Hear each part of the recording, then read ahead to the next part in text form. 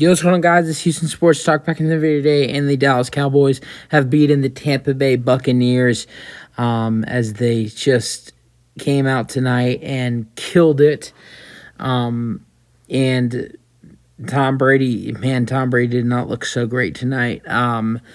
But Dallas moves on, gets the win and the wild card to finish off the wild card, and they will move on to the divisional round and play the San Francisco 49ers, which, although I think that a lot of people wanted to see, Tom Brady versus Brock Purdy, see, a 45-year-old versus 23-year-old. I mean, Tom Brady was in the NFL when Brock Purdy was born. That would have been a very intriguing matchup, but I think we have a much more entertaining matchup next week with the Cowboys 49ers.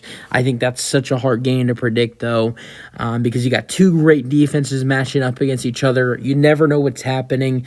I'm going to say San Francisco would win against the Cowboys.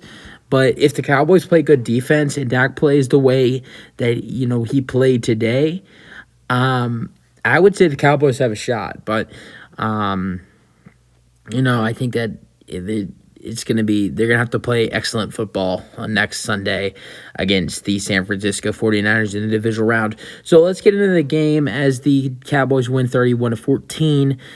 Getting to the scoring summary, Dallas would get the first four scores to be at 24-0 with and before I get to it, what is wrong with the kicker for the Dallas Cowboys? The funny thing is he made his last extra point. Cowboys scored 5 touchdowns in this game, and Brett Maher, the kicker for the Dallas Cowboys, missed 4 extra points. And then in their last touchdown, he ended up making it.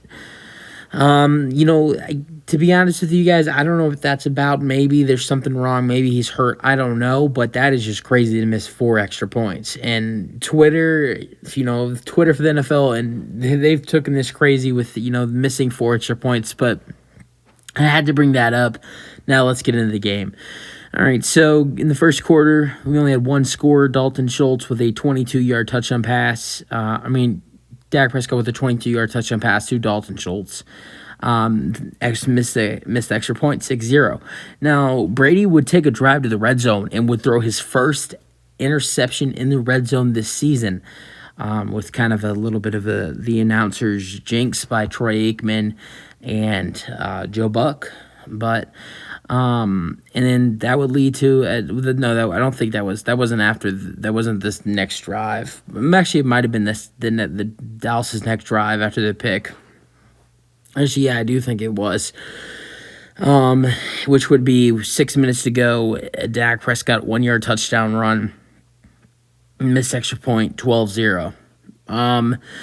Then, right before halftime with 27 seconds to go, Dak Prescott would throw another touchdown pass to Dalton Schultz, this time from 11 yards. Yet again, another missed field goal by Brett Maher, and it would be 18-0. Then in the third quarter on the Cowboys' first drive, that's their first drive. That's not the first drive of the third quarter, but it's the Cowboys' first drive of the third quarter.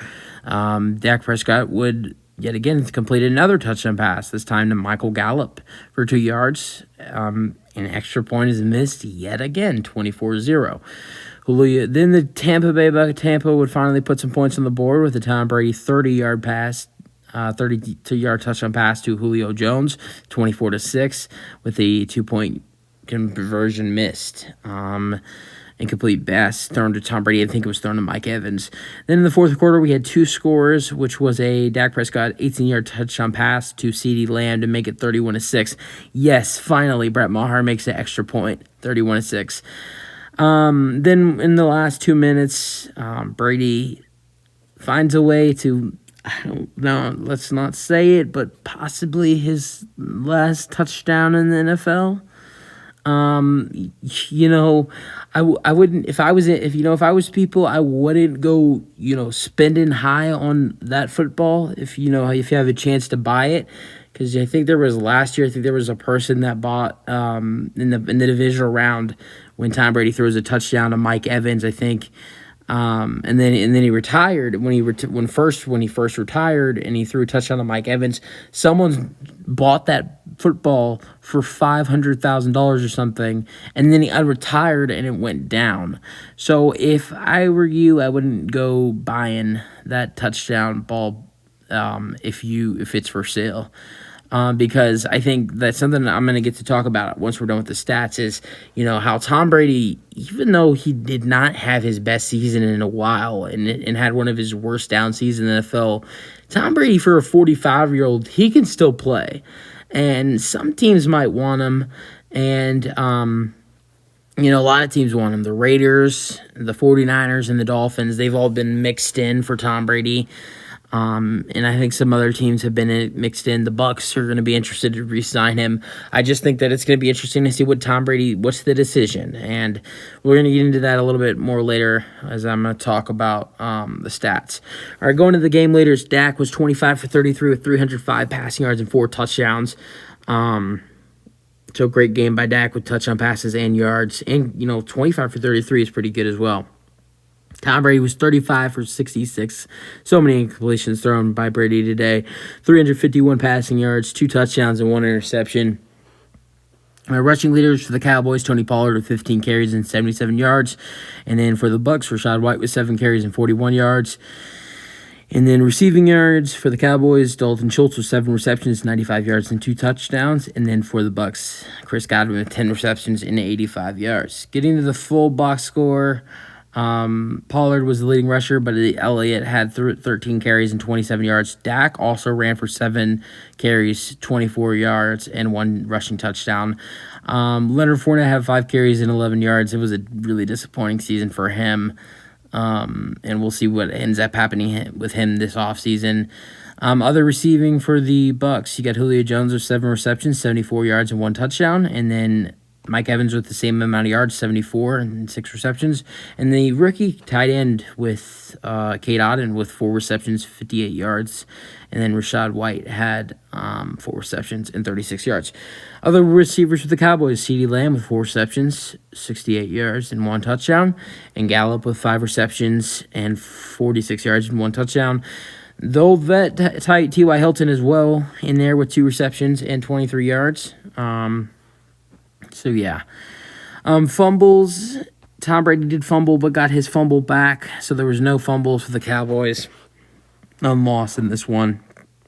So, yeah. Sacks. There was only 3 sacks in this game. 1 for Tampa. That was for Vita Vea. And then for the Cowboys, they had 2. It was for Jonathan Hankins, who they said in the game he was just activated, and then Michael Parsons was the other. Only interception was Ron Kersey, who picked off Tom Brady in the red zone. So yeah, it was really it. You get to see the incredible stat by Brett Maher, 1 for 5 on extra points. But yeah, all right. Before I finish off here, I just want to talk a little about Tom Brady. What is next for Tom Brady? I don't know if Tom Brady's going to retire. I don't know, but what I will say is I don't think he's done in the NFL. I really don't. I think that he's most likely done with the Bucs, but I don't think he's done in the NFL. I know that the Cowboys are a good team, but this is not how Tom Brady wants to finish off his career. He doesn't want to finish off his career with a playoff. If this would have been a close game, if the Bucs would have been in it and they had a chance and they were, could have almost beat the Cowboys, maybe Tom Brady retires.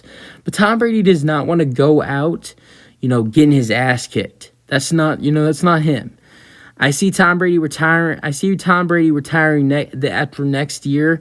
I think he's going to go somewhere where he has a good supporting cast, like the 49ers or the Dolphins, or possibly the Raiders, but I don't know if I really see that. I see the other 2 options.